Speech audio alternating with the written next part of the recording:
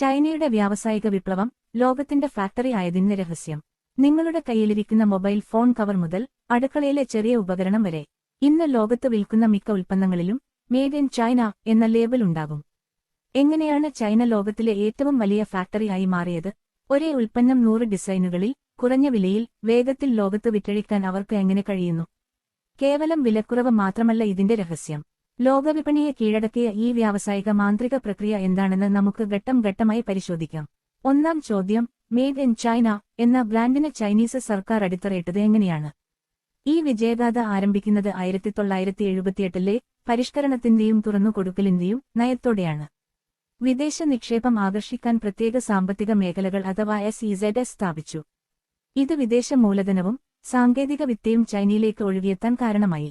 ലോകോത്തര അടിസ്ഥാന സൗകര്യങ്ങൾ, അതായത് റോഡുകൾ, റെയിൽവേ, തുറമുഖങ്ങൾ എന്നിവയിൽ വൻതോതിൽ നിക്ഷേപം നടത്തി. ഉൽപ്പന്നങ്ങൾ ലോകത്തേക്ക് എത്തിക്കാനുള്ള ലോജിസ്റ്റിക്സ് അടിത്തറ അവർ ശക്തമാക്കി. കൂടാതെ ഗ്രാമങ്ങളിൽ നിന്ന് നഗരങ്ങളിലേക്കുള്ള കുടിയേറ്റം വഴി കുറഞ്ഞ വേതനത്തിൽ നിർമ്മാണത്തിന് ആവശ്യമായ മനുഷ്യശക്തിയും ഉറപ്പാക്കി.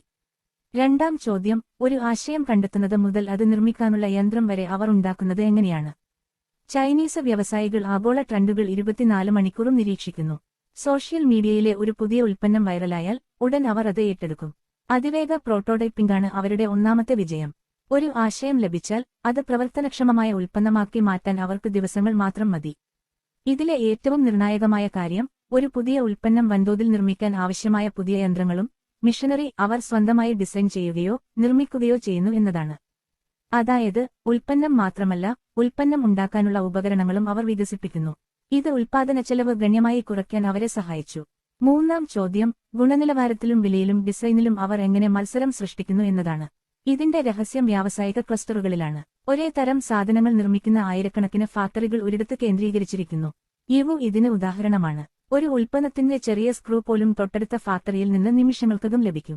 ഓർഡർ ലഭിച്ച മണിക്കൂറുകൾക്കകം പാക്ക് ചെയ്യാൻ സാധിക്കുന്നത്ര വേഗയാണിത്. വൻതോതിലുള്ള ഉൽപ്പാദനം കാരണം ഓരോ ഉൽപ്പന്നത്തിനും വരുന്ന ചെലവ് കുറവാണ്.